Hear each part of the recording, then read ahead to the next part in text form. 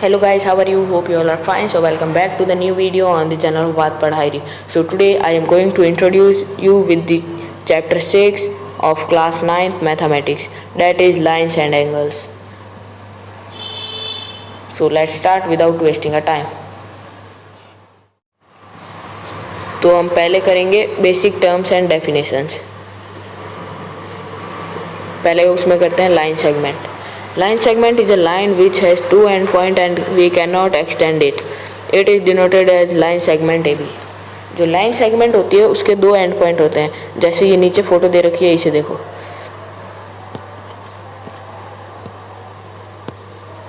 इसके एक ये एंड पॉइंट है और एक ये एंड पॉइंट है, तो फिर दो एंड पॉइंट है और उसे हम एक्सटेंड नहीं कर सकते, यानी कि और ज़्यादा उसे बढ़ा नहीं सकते। वो जितनी लेंथ की है उतनी लेंथ की रहेगी, और जो बढ़ सकती है उसका सिंबल इस टाइप से होता है, एरो के टाइप। ठीक है, अब रे पढ़ते हैं। Ray is a line which has only one end point and can be extended in only one direction. It is denoted as ray A B.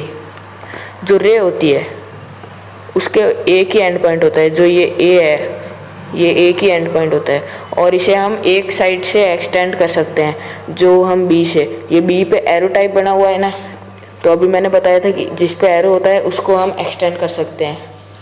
तो जिसके एक एंड पॉइंट और एक डायरेक्शन से हम एक्सटेंड कर सकते हैं उसे रे कहते हैं। अब करते हैं angle. Angle is formed when two rays originate from the same end point. इसका मतलब है जैसे ये है, तो इसमें ये एक एंड पॉइंट है और इससे ही दो रेज ओरिजिनेट हो रही है ना, जो हमने पीछे पढ़ा था, रेज जिसके एक साइड में एरो होता है और जो एक साइड से हम एक्सटेंड कर सकते हैं और एक ही एंड पॉइंट होता है, उनसे ही एंगल बनता है। Ray making an angle are called the arm of the angle. जो ये रे है इन्हें हम कहते हैं आर्म ऑफ द एंगल, और जो एंड पॉइंट होता है यानी कि ये वाला, इसे हम कहते हैं वर्टेक्स ऑफ द एंगल। क्या कहते हैं? Vertex of the angle. अब करते हैं हम acute angle. It measure between 0 degree to 90 degree. जो एक्यूट एंगल होता है वो 0 डिग्री से लेकर 90 डिग्री के बीच में होता है।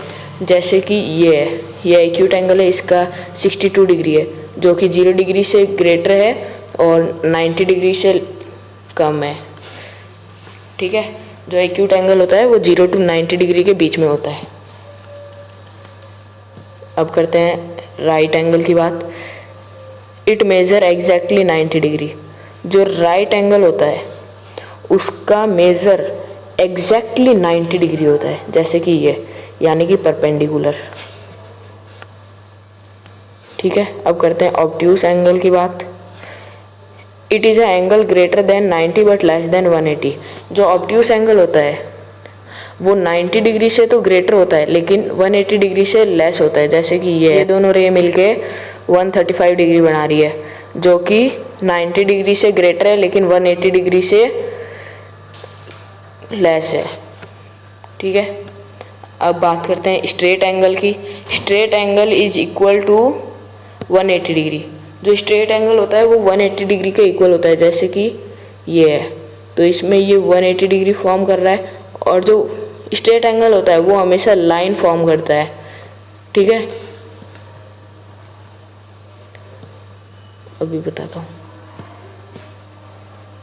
लाइन फॉर्म करेगा जो स्ट्रेट एंगल होगा वो, और यहाँ पे 180 डिग्री फॉर्म होगा। ठीक है, तो एक बार वापस क्विक रिवीजन कर लेते हैं।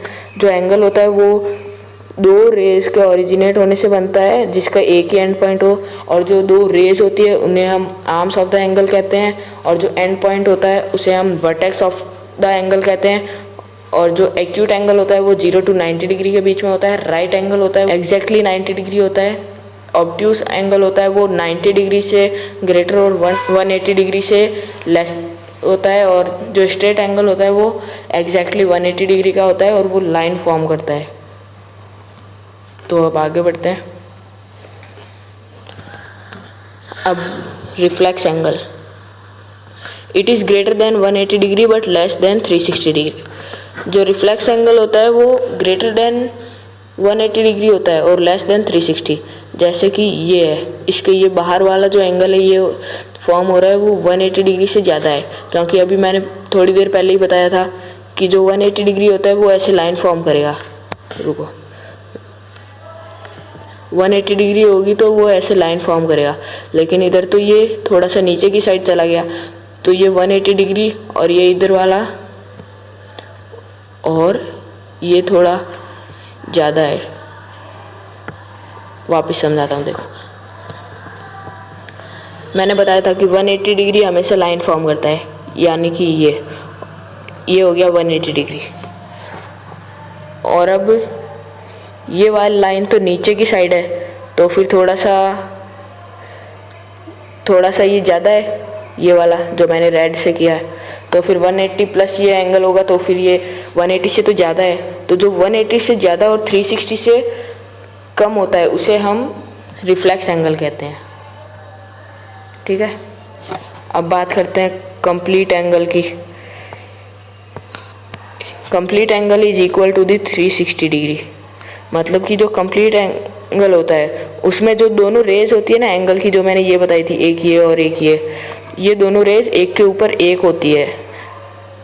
ठीक है, तो जो एंगल फॉर्म होता है पूरा सर्किल, उसे हम कहते हैं कंप्लीट एंगल, ये।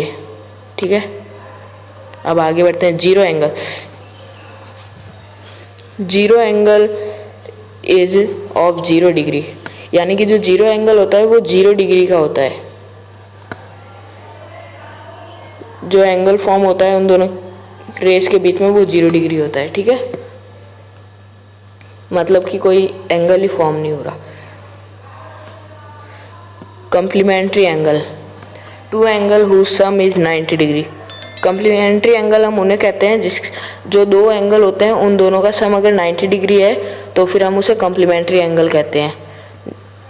जैसे कि ये देखो, इसमें ये एक 30 डिग्री का है और ये एक 60 डिग्री का, तो 30 प्लस 60 होता है 90 डिग्री, तो फिर ये 90 डिग्री के इक्वल है, यानी कि ये दोनों एंगल है वो कॉम्प्लीमेंट्री एंगल है।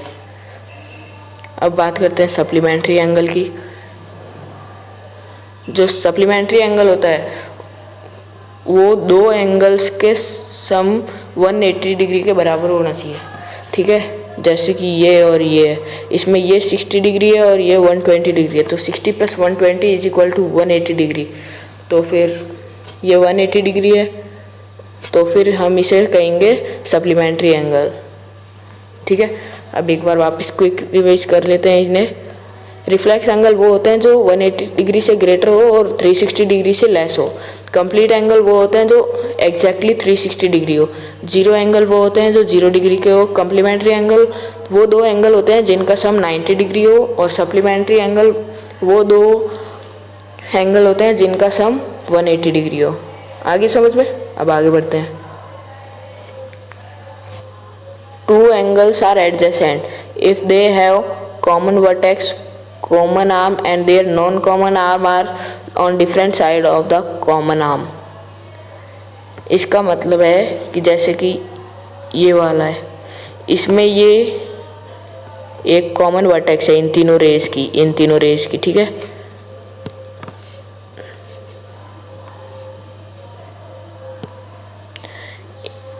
इसमें इन तीनों रेस की ये वाली कॉमन वर्टेक्स है। ठीक है, और जो ये है ये है कॉमन आर्म इन दोनों एंगल्स की, ये दो एंगल जो फॉर्म हो रहे हैं, और जो इनकी नॉन कॉमन आर्म है, यानी कि ये दोनों इस कॉमन आर्म के डिफरेंट साइड, यानी कि ये राइट साइड पे, ये लेफ्ट साइड पे, तो दोनों डिफरेंट साइड हो गए ना, दोनों राइट साइड पे नहीं है। ठीक है, तो फिर हम इन्हें कहेंगे एडजेसेंट एंगल। आ गया समझ में? अब बात करते हैं लीनियर पेयर की। Linear pair is a pair of adjacent supplementary angle, यानी कि जो ये है, ये दोनों एडजेसेंट है जो हमने पढ़ा, इसमें ये एक कॉमन आर्म और इन दोनों इस कॉमन आर्म के साइड में ये दोनों डिफरेंट साइड पे है, ये दोनों नॉन कॉमन आर्म और ये एक कॉमन वर्टेक्स। ठीक है, और जो ये एडजेसेंट और हमने पढ़ा था सप्लीमेंट्री होता है जो दो एंगल का सम 180 डिग्री हो। तो फिर जो सप्लीमेंट्री एंगल्स और एडजेसेंट एंगल हो उनको हम लीनियर पेयर कहते हैं। जो दो पेयर ऑफ एंगल सप्लीमेंट्री हो और एडजेसेंट एंगल भी हो तो हम उसे लीनियर पेयर कहते हैं। ठीक है, समझ में आ रहा है। अब करते हैं vertically opposite angle. Vertically opposite angles R angle that are opposite one another at specific vertex and are created by two straight intersecting lines। इसका मतलब है कि जो वर्टिकली ऑपोजिट एंगल्स होते हैं तो इसका मतलब ये है कि जो वर्टिकली ऑपोजिट एंगल्स होते हैं वो ऑपोजिट में होते हैं दोनों के। जैसे कि ये एंगल 4 और ये एंगल 2 दोनों ऑपोजिट में एकदम at specific vertex and are created by two straight intersecting line. यानी कि जो ये दो स्ट्रेट, ये एक स्ट्रेट लाइन और ये एक स्ट्रेट लाइन, इन दोनों के इंटरसेक्ट होने के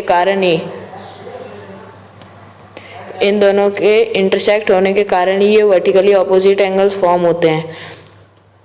और जो वर्टिकली ऑपोजिट एंगल्स होते हैं जैसे कि ये एंगल 4 ये एंगल 2 ये दोनों वर्टिकली ऑपोजिट एंगल हैं, ये इक्वल होंगे। और जो ये एंगल 1 और एंगल 3 है ये भी इक्वल होंगे क्योंकि vertically opposite angles are always equal to each other. ठीक है, तो आगे बढ़ते हैं। अब करते हैं parallel lines. If two lines are such that they never meet one another on producing from both side then they are said to be parallel. जो पैरेलल लाइन होते हैं वो कभी मीट नहीं होते। जैसे कि ये और ये पैरेलल लाइन है, अगर हम इसे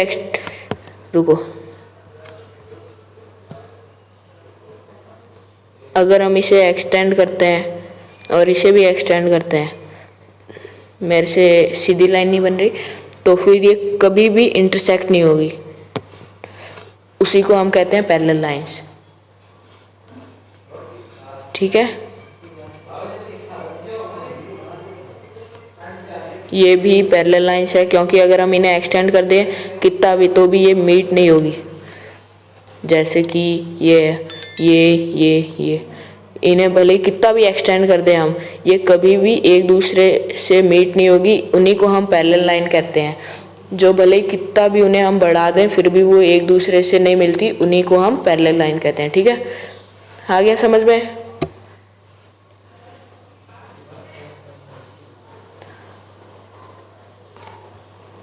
Parallel lines and transversal. A line which intersect two or more lines at distinct point is called a transversal। जो एक लाइन होती है वो अगर दो या फिर दो से ज़्यादा लाइन को एक डिस्टिंक्ट पॉइंट पे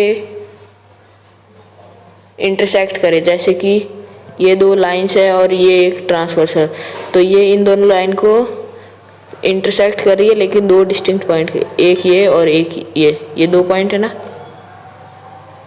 एक ये और एक ये। ठीक है, तो फिर हम उस लाइन को, जैसे कि ये वाली लाइन, इसे हम ट्रांसवर्सल कहते हैं।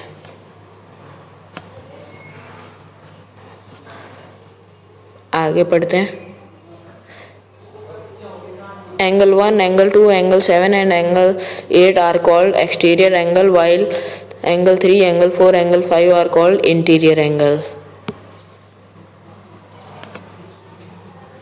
इसका मतलब है कि जो ये एंगल 1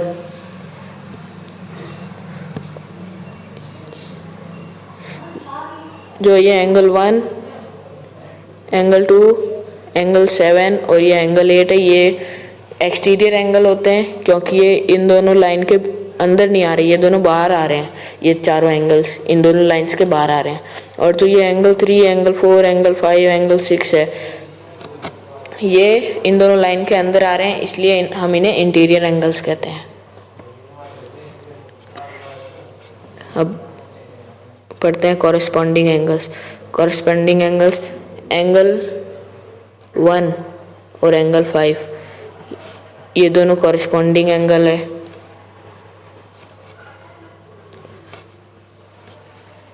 कॉरेस्पॉन्डिंग एंगल वही है जो सेम साइड ऑफ ट्रांसवर्सल, यानी कि जैसे ये है तो इसके सेम साइड पे ये दोनों, और दोनों लाइंस के ऊपर आए, जैसे कि ये भी इस लाइन एन के ऊपर आ रहा है और ये लाइन एम के ऊपर आ रहा है, तो उन्हें हम कॉरेस्पॉन्डिंग एंगल कहते हैं। वो नीचे भी आ सकते हैं, जैसे कि एंगल 4 एंड एंगल 8, तो ये इन दोनों लाइंस के, ये लाइन एम के नीचे और ये लाइन एन के नीचे आ रहा है और सेम साइड ऑफ ट्रांसवर्सल है। मतलब है कि कॉरेस्पॉन्डिंग एंगल वो होते हैं जो सेम साइड ऑफ ट्रांसवर्सल हो, और दो लाइंस होती है उनके या तो दोनों ऊपर आए या दोनों नीचे आए। ठीक है, ऐसे ही angle 2 angle 6 corresponding angle, angle 3 angle 7 corresponding angle. अब पढ़ते हैं alternate interior angle. Alternate interior angle मतलब जो इंटीरियर एंगल, यानी कि ये एंगल 4, ये 3, ये एंगल 5, ये एंगल 6, ये इंटीरियर एंगल है क्योंकि ये दोनों लाइन के अंदर आ रहे हैं। और जो अल्टरनेट इंटीरियर एंगल होते हैं वो होते हैं कि इंटीरियर एंगल जो सेम साइड पे ना हो, यानी कि मतलब ऑपोजिट साइड पे हो, ट्रांसवर्सल की ऑपोजिट साइड्स पे। तो अल्टरनेट एंगल वो है जो जैसे कि ये है, एक ही एंगल 4 और ये एंगल 6, ये अल्टरनेट एंगल है जो कि दोनों लाइन के एंगल होने चाहिए और ऑपोजिट साइड ऑफ ट्रांसवर्सल होने चाहिए और इंटीरियर एंगल भी होना चाहिए, उसे हम अल्टरनेट इंटीरियर एंगल कहते हैं। यानी कि जो इंटीरियर एंगल होते हैं वो opposite side of the transversal हो और दोनों लाइंस का एक एक एंगल हो, उसे हम अल्टरनेट इंटीरियर एंगल कहते हैं। जैसे ये एंगल 4, एंगल 6, एंगल 3, एंगल 5, ये। ठीक है, अब करते हैं अल्टरनेट एक्सटीरियर एंगल। तो जो अल्टरनेट एक्सटीरियर एंगल होते हैं वो भी इंटीरियर एंगल की तरह होते हैं, लेकिन सिर्फ इतना ही फ़र्क है वो एक्सटीरियर एंगल होते हैं। एक्सटीरियर एंगल हमने पढ़ा एंगल 1, 2, 7, 8, ये एक्सटीरियर एंगल है। इतना समझ में आ गया। अब ये एक ट्रांसवर्सल है, इसके अल्टरनेट यानी ऑपोजिट, तो ये एंगल 1 और angle 7 opposite side of transversal है और दोनों लाइंस का एक एक एंगल है। ठीक है, आ रहा है समझ में। और जो ये एंगल 1 और ये एंगल 2 है, ये अल्टरनेट एक्सटीरियर एंगल नहीं हो सकती क्योंकि ये एक ही लाइन के ऊपर दोनों एंगल है। जो अल्टरनेट एक्सटीरियर एंगल और अल्टरनेट इंटीरियर एंगल होते हैं वो दोनों लाइन के एक एक एंगल होने चाहिए। ठीक है, अब करते हैं interior angle on the same side of the transversal. Interior angle हमने पढ़ा था अभी थोड़ी देर पहले कि एंगल 4 और एंगल 3, एंगल 5 एंड एंगल 6, ये इंटीरियर एंगल है। ठीक है, तो interior angle on the same side of the transversal, ये पता है हमें कि ये ट्रांसवर्सल है। अब इस एंगल के नाम से ही हम समझ गए कि क्या है, ये ट्रांसवर्सल है। अब इंटीरियर एंगल यानी कि एंगल 4, एंगल 3, एंगल 5, एंगल 6, ये है interior angle same side of the transversal, यानी कि एंगल 4 और एंगल 5 ये तो दोनों सेम साइड ऑफ ट्रांसवर्सल है, तो इन्हीं को हम कहते हैं interior angle on the same side of transversal. ठीक वैसे ही एंगल 4, एंगल 5, एंगल 3, एंगल 6 ये interior angle on the same side of transversal है। Interior angle on the same side of transversal are also referred to as consecutive interior angle और allied angle और co-interior angle। जो ये अभी मैंने बताया ना कि interior angle on the same side of the transversal, जो ये एंगल 4, एंगल 5 है, एंगल 3, एंगल 6 है। इन्हें हम एलाइड एंगल को interior angle, consecutive interior angle भी कहते हैं। ठीक है, तो आप कंफ्यूज मत होना इन नामों से। कई जगह कंसेक्यूटिव इंटीरियर एंगल लिखा आएगा, कई जगह एलाइड एंगल लिखा आएगा, कई जगह को इंटीरियर एंगल लिखा आएगा, कई जगह interior angle on the same side of transversal लिखा आएगा। तो आप इनमें कंफ्यूज मत होना। If transversal intersect two parallel line, then each pair of corresponding angle is equal। जैसे कि ये दो पैरेलल लाइन है और ये एक ट्रांसवर्सल है, तो जब ये ट्रांसवर्सल इन दो पैरेलल लाइन को इंटरसेक्ट करता है तो जो कॉरस्पॉन्डिंग एंगल, अभी हमने पढ़ा था ना पिछली वाली स्लाइड में कि जो सेम साइड ऑफ ट्रांसवर्सल हो और दोनों लाइंस के एंगल हो, अगर एक एंगल लाइन के ऊपर है तो दूसरा भी लाइन के ऊपर ही होना चाहिए। जैसे कि ये एंगल 1, एंगल 5 और ये एंगल 2, एंगल 6। और जैसे कि अगर लाइन के नीचे हो तो दूसरे वाला एंगल भी लाइन के नीचे ही होना चाहिए और सेम साइड ऑफ ट्रांसवर्सल होना चाहिए। Angle 4, angle 8, angle 7, angle 3। ठीक है, तो जब ये ट्रांसवर्सल दो पैरेलल लाइन को इंटरसेक्ट करे तो ये दो जो कॉरस्पॉन्डिंग एंगल्स होते हैं ये इक्वल होते हैं। ठीक है, आ रहा है समझ में? अब अगला पॉइंट पढ़ते हैं। If a transversal intersect two lines such that pair of corresponding angles is equal, then two lines are parallel to each other. अगर ट्रांसवर्सल दो लाइन्स को इंटरसेक्ट करता है और कॉरस्पॉन्डिंग एंगल्स इक्वल होते हैं तो फिर इसका मतलब है कि वो दो जो लाइन थी वो दोनों पैरेलल लाइन्स है, यानी कि इसी का कन्वर्स है ये। ठीक है, अब आगे बढ़ते हैं। If a transversal intersect two parallel lines then each pair of alternate interior angle is equal. यानी कि अगर ट्रांसवर्सल दो पैरेलल लाइंस को इंटरसेक्ट करता है, जैसे कि ये और ये दो पैरेलल लाइंस है और ये ट्रांसवर्सल है, तो फिर जो अल्टरनेट इंटीरियर एंगल यानी कि जो अपोजिट साइड ऑफ ट्रांसवर्सल हो और इंटीरियर भी हो और दोनों लाइंस के एक एक एंगल हो, जैसे कि ये एंगल 4 और एंगल 6 ये दोनों अल्टरनेट इंटीरियर एंगल है। ऐसे ही एंगल 3 और एंगल 5 अल्टरनेट इंटीरियर एंगल है। अगर ट्रांसवर्सल दो पैरेलल लाइन को इंटरसेक्ट करती है तो ये अल्टरनेट इंटीरियर एंगल हमेशा सेम होंगे। If a transversal intersect two lines such that pair of alternate interior angle is equal, then two lines are parallel। अगर ट्रांसवर्सल दो लाइन को इंटरसेक्ट करती है, जैसे कि ये दो लाइंस है, इसको ये ट्रांसवर्सल इंटरसेक्ट कर रही है, तो फिर जो pair of alternate interior angle यानी ये 4 और ये 6, ये 3 और ये 5, ये दो पेयर है अल्टरनेट इंटीरियर एंगल के, अगर ये दोनों इक्वल है तो फिर ये दो लाइन है ये पैरेलल होंगी। ये दो लाइन है वो पैरेलल। आ रहा है समझ में? जो ये वाला है इसी का कन्वर्स है ये। ठीक है, इसमें है कि जो अल्टरनेट एंगल होते हैं पैरेलल लाइंस में वो इक्वल होते हैं, और जो इसमें कहा है कि अगर कोई लाइन में ट्रांसवर्सल इंटरसेक्ट कर रही है तो जो अल्टरनेट इंटीरियर एंगल इक्वल है तो फिर वो दो लाइन है वो पैरेलल होंगी।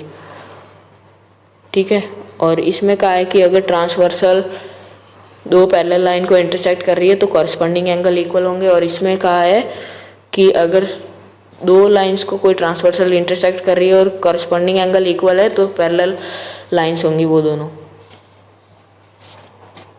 If transversal intersect two parallel line, then each pair of interior angle on the same side of transversal is supplementary। अगर दो पैरेलल लाइंस को ट्रांसवर्सल इंटरसेक्ट कर रही है,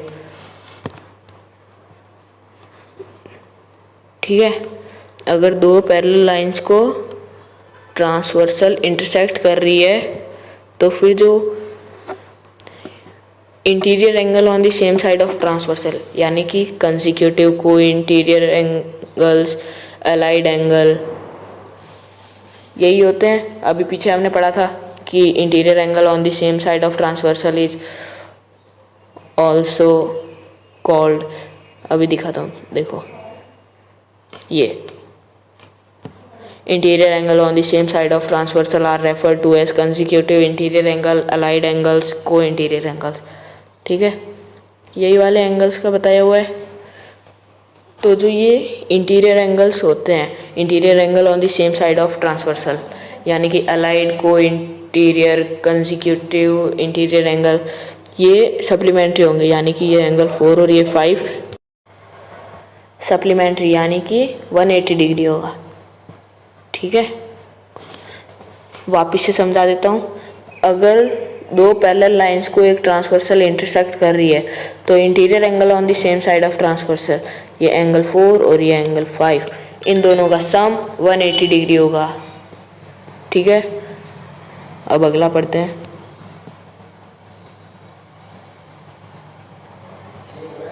If a transversal intersect two lines such that a pair of interior angle on the same side of transversal is supplementary, इसमें कहा है कि अगर ट्रांसवर्सल दो लाइंस को इंटरसेक्ट कर रही है तो जो अगर interior angle on the same side of transversal, यानी कि ये एंगल 4 और एंगल 5, ये दोनों का सम सप्लीमेंट्री, यानी कि ये दोनों अगर सप्लीमेंट्री है, यानी कि इन दोनों का सम 180 डिग्री है, तो फिर जो ये दो लाइंस है ये पैरेलल लाइंस होगी।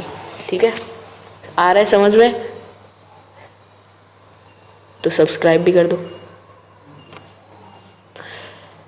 अब पढ़ते हैं line parallel to the same lines. इसका मतलब है कि lines which are parallel to the same lines are parallel to each other, यानी कि ये हमें पता है ये तीनों पैरेलल लाइंस है। ठीक है, अब इसका मतलब क्या है, इसका मैं बताता हूँ। ये लाइन है, इसको मान लेते हैं हम ए, और ये लाइन है, इसको हम मान लेते हैं बी, ये लाइन है, इसको हम मान लेते हैं सी। ठीक है, इतना क्लियर है? अब जो ये लाइन ए है, ये वाली, ये पैरेलल है लाइन बी के, और जो ये लाइन सी है वो पैरेलल है लाइन ए के, यानी कि line A parallel to B and line C parallel to line A. ठीक है, तो इसका कहने का मतलब है कि अगर कोई भी लाइन सेम लाइन के पैरेलल हो, यानी कि जैसे ये बी है वो ए के पैरेलल है, ये सी है ये भी ए के पैरेलल है, ये दोनों लाइन एक ही लाइन के पैरेलल है, मतलब कि सेम लाइन के पैरेलल है। इसका मतलब है कि ये दो लाइन, ये लाइन बी और ये लाइन सी, ये भी पैरेलल होंगी। आ रहा है समझ में? वापस समझाता हूँ, देखो पहले एक बार रफ कर दूँ। इसका मतलब है कि जैसे कि ये हमने लाइन ए ली थी, ये बी ली थी, ये सी ली थी, ये बी थी ना, तो इसका मतलब है कि जैसे कि ये लाइन ए ये लाइन बी के पैरेलल है और ये लाइन ए ये लाइन सी के भी पैरेलल है, यानी कि ए पैरेलल टू बी और सी पैरेलल टू ए। इसका मतलब है कि जो ये लिखा हुआ है line which are parallel to the same line are parallel to each other, इसका मतलब है कि line which are parallel to the same line, यानी कि जैसे ये लाइन ए है और इसमें भी ये लाइन ए कॉमन है दोनों में। ठीक है, यानी कि ये दोनों, जो लाइन बी है वो लाइन ए के पैरेलल है और जो लाइन सी है वो लाइन ए के पैरेलल है। तो जो ये दोनों सेम ही लाइन के पैरेलल है, इसका मतलब है कि जो लाइन बी होगी वो लाइन सी के भी पैरेलल होगी, जो ये लाइन है वो हमेशा पैरेलल होंगी। आ रहे समझ में? आगे बढ़ते हैं। अब हम पढ़ते हैं angle sum property of a triangle.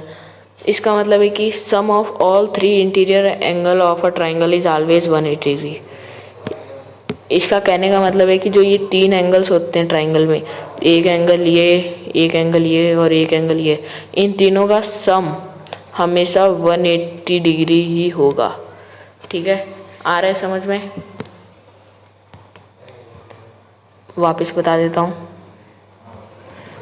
इसका कहने का मतलब है कि जो 3 एंगल्स होते हैं ट्राइंगल्स के, एक ये एंगल, एक ये एंगल और एक ये एंगल, ये वाला, ये तीनों एंगल्स का सम 180 डिग्री होगा। इसी को हम कहते हैं angle sum property of a triangle. अब आगे बढ़ते हैं। तो ये हमारा कंप्लीट हुआ one shot of chapter 6 of class 9th mathematics. So thank you so much for watching my video. Please like, share and subscribe, and don't forget to press bell icon.